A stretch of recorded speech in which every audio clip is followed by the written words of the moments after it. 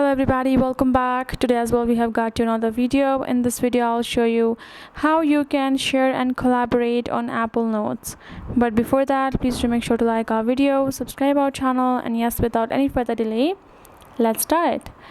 For that, first of all, go ahead, open up your Notes app.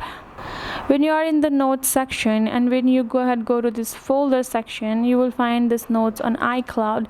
You do have to make sure that your iCloud notes are synced with your iCloud. If not, then you will not be able to find that collaborate button which you want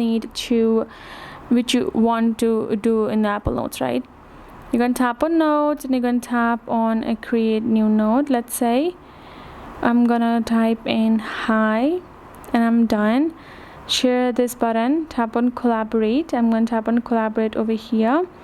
Once the collaborate has turned on, and now I'm gonna go ahead, only invited people can edit. I'm gonna make that, tap on done.